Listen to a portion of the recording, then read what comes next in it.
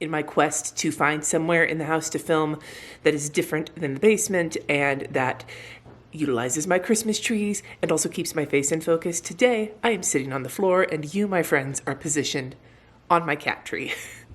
Hashtag professional. So today I thought would be a great time to sit and look back on the year of 2021 and think about some of my favorite things from this past year and some of the things I regret purchasing this last year. Now, some of the stuff I talk about I didn't actually buy this year, but it got a shit ton of use, and these items range like the spectrum. Some are planner stationery related, some are not. You'll just have to see, I guess. So let's jump right into my 2021 favorites and regrets. A planner related one is my first one, and that is the B5 size of bullet journal. I'm not talking about a brand. I have enjoyed the brands I have used, and I'm excited about the brand to use next year. I started the year with the Bear and Fig Confidant. I am ending the year with a Scribbles That Matter, and I am going to start the year with the Passion Notebook, all B5 sized. The Bear and Fig, thereabouts B5 size, but that larger size was a game changer for me, both in terms of having just more space to spread out, and I just felt less cramped. I loved it. That size is my new favorite size when it comes to bullet journaling, and I probably will never go back, although never say never. I change my mind about shit all the goddamn time. If you have been questioning whether or not you want more size, unless portability is a factor, and you could still pull this puppy around, unless portability is a factor, I say go for it. Like, there's more room for activities. With the smaller one, I used to pack it full of stuff, and now it's like my shit has room to breathe, but I can still pack it full if I want that densely coated page of writing. But I have a lot more choice now without feeling like I'm wasting space, because there's so much space. This shouldn't surprise anybody from hearing the things I've said, although I have promised a video on it, and that still hasn't happened yet, mostly because I'm still not really sure exactly where it falls with everything I've done, so expect a video probably in February, and that is Notion. I am using Notion mainly now as a task manager for things like content creation, and I love it. We used it when we bought the house. We used it for multiple things. I thought my whole life would wind up being in Notion, but I'm a paper planner person. It never was going to really work for me. But for specific projects, it is outstanding. And I will do a video on it. But in the meantime, if you're looking for if the project manager solutions online have not been working for you, Notion might. The key to remember is that basically with Notion, you need to do all of the building from the ground up, which is why I love it, because I can make it exactly how I want it. But it's also the downfall because you have to build it from the ground up. Yeah, Notion. I promise there's a video coming. I already did a video on the HB90 program and a big review of it, talking about how helpful it was for me, but I actually want to bring up a different online course that I took. A lot of you heard me talking about something I was taking earlier this year that was helping me really refine my Illustrator skills on top of everything else, and that was the Immersion Surface Pattern Design course. I'm actually going to retake it again next year because she's re-recording all the modules. As an alumni, I get to do it for a lot cheaper. It is very, very pricey, but if you are at all interested in learning how to be a surface pattern design professional, somebody who incorporates that into licensing work and so on and so forth, I found it extremely valuable. Alone, the first big module on Illustrator was worth the cost for me. It's not for everybody, and it is pricey. It's very pricey. I hope to have an affiliate link in the spring when she opens it up live. I haven't looked into that yet, so when it gets closer, if it is something you're interested in, leave me a comment below so that I know that you guys want to hear. If you don't want to hear about it, then I won't bother, but if it's something you're interested in, let me know, and I may do a more thorough review as I get closer to launch. But suffice it to say that I have continually used the skills that I learned in that course throughout the course of the year in my work. One of the things I really want to do in the next couple of years is build a licensing portfolio outside of the planner world, like in terms of wallpapers, potentially like goods that you find in bookstores, things like that. That's something I'm really interested in, and working on that portfolio was something I wanted to really do this quarter, but that's the big project that I talked about in the HB90 video that didn't happen. It's going to be something that I'm going to focus on in the next year. So yeah, I spent a lot of money on that, but I really feel like I got my money's worth, and I am excited to go through it again. Another thing that I'm really glad that I bought is my autonomous standing desk. Now, I have not used the standing desk feature as much as I would have liked, mainly because I'm in some serious need of cord management. Jessie has been on me to let him help me with that because he loves chord management. It's one of the things he does as a guitarist and everything else, doing studio engineering. He's a big fan of chord management. I need the help. I just haven't gotten around to it. So I'm excited to take advantage of that in the new year. But even without the standing desk feature, it is a massive L-shaped desk. I have so much space, kind of like the notebook, so much room for activities. I have so much space for all of my computers and everything else, and also so much space for filming and for making art. I have a dedicated art area on my desk and a dedicated computer area, and never the twain shall meet. I mean, I guess they do, where the desk like pulls together, but like I have spilled. My computer has never been in danger. So awesome. There are plenty of standing desks that you can get from Costco. You can get them from IKEA, inexpensive standing desks. This one was more pricey, but the reason I wanted it was the size. This was the size that I needed, and I could not find it with any of the cheaper options, so I went with the pricey option, and I have zero regrets. I am actually wearing another one of my favorites right now, and that is Lisa Eldridge's lipsticks. Both her velvet, what are they called? Velvet, I think they're called True Velvets, and her Luxuriously Lucent lipstick. She has very awesome product names. If you don't know who Lisa Eldridge is, she is a celebrity makeup artist, like a makeup artist who does makeup for like famous people and for like editorial spreads. And she's very, very well known in the world of makeup. She used to be the creative director for Lancome, and now she has her own beauty brand, and it's so thoughtful. It is pricey, but everything I have gotten from her, I have absolutely loved, and I am in love with her lipsticks. The one I am wearing now is Velvet Blush Lightly over Velvet Muse lip liner, and it is one of the mattes. I don't like liquid lipsticks. The matte ones they're comfortable and the colors are stunning. And then the Luxuriously Lucent ones, I talked about those in a previous favorites video.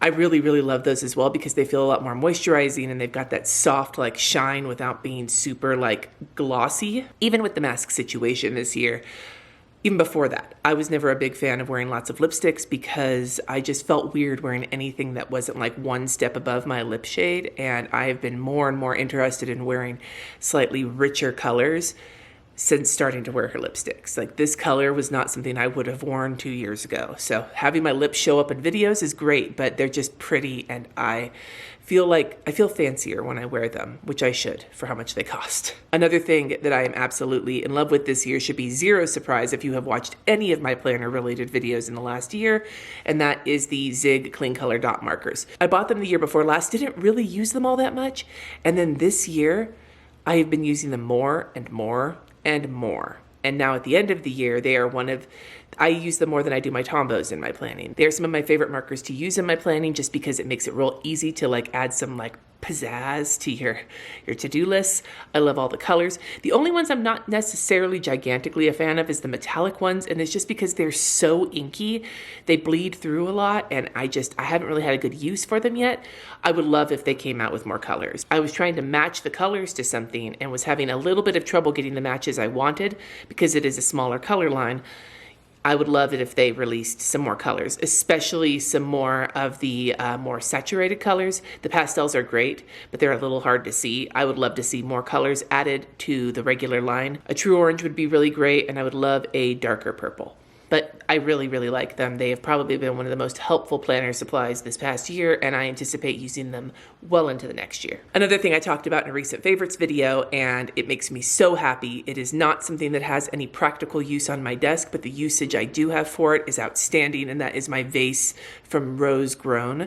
It is the one with the sloping belly, and it has just been something that reminds me every day that even though I have a big kidney belly now, that makes it very hard for me sometimes to really be okay with my body image. If I think that vase is beautiful, why wouldn't I apply the same concept to myself and my big sloping belly? Her stuff is amazing. I would love to get one of her mugs with a handle, and I've been keeping an eye out for her releases and missing them. So something that's very important to me this next year, small but important, is to get that. And another thing I'm thinking about incorporating into my personal goals in this next year is to really start taking advantage of finding people who do handcrafted ceramics. I'm getting very, very into that, and it's a pricey, but if you really think about your collection, then it starts to feel really good. It was one of the first handcrafted ceramic things I bought that wasn't a palette. And as I have many palettes, I don't need more palettes right now, but I could use some more like bowls or mugs or something, especially ones with boobies on them. The next thing that I really love is not planner related, but it has been YouTube related, and that is my newer monopod tripod. It's the tripod that I use to hold the camera we're looking at right now for my live streams. If you have found my live streams to be better quality, especially my Plan With Me's, because of the picture, the camera picture, it's because of that tripod. It's a tripod that can hold a heavier camera in the angle that I need to do the live streams. On top of that, it's very well adjustable. The biggest issue with it is that it's huge and it takes up space, but as I'm in the basement, I have the space. Also, if you're used to those Plan With Me's, I am still working on getting rid of the focus box, but it's trying to figure out to sacrifice focus or to sacrifice weirdness. So I don't know. I love that tripod. It's something I've had my eyes on for a long time, but never had the space for it. So really the real hero here is the space in my basement. But I have found that tripod extremely helpful, and it has made live streaming and filming at my desk much less of a hassle, which I appreciate. Speaking of hassle, if you have ever used the gigantic, I think I had the 32-ounce hydro flask before in your car, then you have been subject, like I have, to the flying water bottle because it doesn't fit in my cup holder, so it rolls all over the place. That is not for safe driving. That is not a good thing for safe driving. The problem that I have found is that a lot of the hydro flasks I could find had the narrower neck for the smaller sized ones, and what I wanted is a wide mouth flask that I could put a straw screw-on lid on top of, because using a straw is important. And you might say, well, Cindy, why don't you just use a different water bottle? I fill my water bottle with ice, and my water needs to be ice cold. I took a sip out of a water bottle today that didn't have ice in it, and I almost cried. So yes, I talked about this in my moving favorites video. It is still a favorite of mine because, especially right now when I'm like on mom chauffeur duty to the max, getting my hydro flask that has a wide mouth and fits in my cup holder was life-changing for me for the drive, especially when my air conditioning went out in the middle of the desert, and it has been a game changer since then. And until the day when I no longer need to stay hydrated or I no longer need ice cold water, that hydro flask and my big flying around the car one will be around me forever. Did that sentence make sense? I don't think it did. And then the final big favorite of the year is going to sound so silly when it comes to anything, basically, especially if you've heard my tale of one of my kids going ham with some microtransactions. But I, myself, performed a microtransaction in an online game, and I have no regrets. And that is in Plants vs. Zombie 2. I spent 99 cents, and I got an extra plant slot. And I love that extra plant slot. It helped me so much, and I'm going to continue to use it. Microtransactions can be absolutely terrible when it comes to video games. That little plant slot, worth the 99 cents. You heard it here first, folks. Now that we've talked about my favorites, let's talk about 5 things I regret purchasing, although there are some caveats with some of them. And I'm gonna also say right up front as a disclaimer that the reason I don't have it's always hard for me to figure out regrets is because I tend to be very, I'm a researcher and I am a muller. I mull things over before I purchase things. So there is a lot of times when I buy something where I've done the research and so I usually am okay with it. But there's at least one on here where the research did not happen as thoroughly as I could have hoped. And we'll talk about that one last. The first one is the Passionate Penny Pincher Planner. Now, I don't regret buying it for my review video because people asked me to review it, but I felt so, maybe duped isn't the right word, but I had a really bad taste in my mouth when I reviewed that and realized just how Christian it is when it didn't show that on the purchase. It wasn't as obvious on the purchase page. I am glad I got it for the review for the people who want to hear about it, and I'm giving it away. As a matter of fact, I probably have given it away at this point. Weirdness in terms of video filming, but it was one of those purchases where it felt like the selling of the purchase and the actual experience of the purchase did not match each other, and that makes me really frustrated when that happens. It doesn't always have to be about religion, but like whenever that happens, when you buy something expecting one thing and then when you get it and there's something different that you wish you had known about when you bought it, it sucks to feel that way, and I definitely felt that way with that planner. Number 2 is the O3 Pentel Energel Cleanup. Now, I am not hating on that size. Sometimes I really like that size. However, I have discovered that the 05 is my favorite. I'm getting some 07 Pentel pens, a different one from the Klena because they don't have the Klena in that size, for a slightly thicker tip. But I've realized that that tiny little tip is just not what I'm feeling right now. And it's not that I regret having that, because sometimes I do like that size. The regret that I have is that I lost my 05 and I didn't want to wait for a new one, and I had some refills for the 05, so I tried putting them in the 03, and I don't know if the 03 is just not meant for the 05, but I basically fucked the pen up. And at the time, all I could say was, you know you weren't going to use this one, why didn't you just order two 05s? So that's the regret. It's not that I really regret having it, because now I have a useless pen, and it pisses me off. Now, number 3 is not a regret, because I'm actually really enjoying it, and I haven't actually hit a spot in it yet as I'm filming this where the regret would really come out. However, I do have a regret associated with this purchase, and that is the Cricut Miss Advent Calendar. Don't get me wrong, it is stunning and I am very happy with it and cannot wait to use it. Unfortunately, when I pre-ordered it back in September, that was when I was convinced my planner for 2021 or 2022 was going to be the Flourish planner. It's not. Spoiler alert. The planner I'm going to be using is not going to be horizontal, and I ordered the horizontal kit. And by the time I realized that wasn't going to be happening, it was too late to change it. Now, I have not gotten to a point in the Advent Calendar where it is horizontal specific. However, I bet it's coming, because they did make a distinction between horizontal and vertical, and I regret not getting the vertical. I don't regret buying it, though. It is beautiful, and the people at Cricut Paper Co. are rad, so I just wanted to make sure that was clear. Again, high quality product that I mostly regret purchasing before I knew that I was going to really use it, and that is my expensive cover from Notique for the letter-sized planner. I have decided to move to a half letter sized for next year, and I realized maybe spending that much money on a letter-sized planner that is massive on my desk might not have been the smartest move, ? So it's a beautiful cover. I'm going to save it because I will probably eventually come back to it as letter size, much like the B5 notebook. I love room for activities.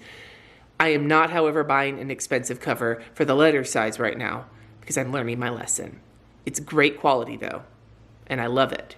I also don't love how big it is, and I wish that I had thought things through before purchasing it. And then finally, and this is the one when I talked about the research, I maybe should have researched a little bit more, and that was RJ's loft bed. I've told this story, I think, before, but the big story is that RJ we wanted to get him a loft bed for his room, since Kat has a loft in their room, like an actual loft. And we wanted to get RJ a queen-sized or a full-sized, at least, loft bed, so he had a bigger bed but still had space in his room. So I got him this loft bed off of Amazon and a mattress. And the way the loft bed is shaped and the size of the room, the first night RJ was here from Napa, he got trapped in it and didn't have his phone on him, and he had a panic attack. And then he eventually rolled out to get out of the bed. So the next day we disassembled it, and I sold it on Facebook Marketplace and got him a full-sized bed frame from IKEA that he is much happier with, and the mattress I bought for the loft bed works just fine there. We are all happier. Jesse is still bummed that we bought that loft bed and then had to sell it at a loss like the next day after we first used it. But that poor kid, he's too big. And the way the ladder was shaped and the way it was positioned in his room with sloped ceilings, I should have done better measuring and research up front, and I didn't. And I paid the price in money and in RJ's comfort for that night. And I felt so bad when I found out that he had had a panic attack and couldn't get a hold of us to help him because he didn't have his phone. So yeah, that's a big regret. As my kids would say, that's an F in the chat. So those are some of my regrets, my favorite things, my regrets from 2021. I cannot wait for this next year. I will be taking some lessons from this, most of which have to do with Cindy, take a few minutes before you buy something, do your research and breathe, which is something I normally do, but then sometimes I get excited and then I wind up with a gigantic planner cover or a bed that my kid can't get out of. So I'm going to take that into the next year. Let me know in the comments something you are happy you had this last year and something that you regret buying this last year in the comments below. Thank you so much for watching. I hope you have a wonderful day. Subscribe if you haven't already, and until next time, friends, peace.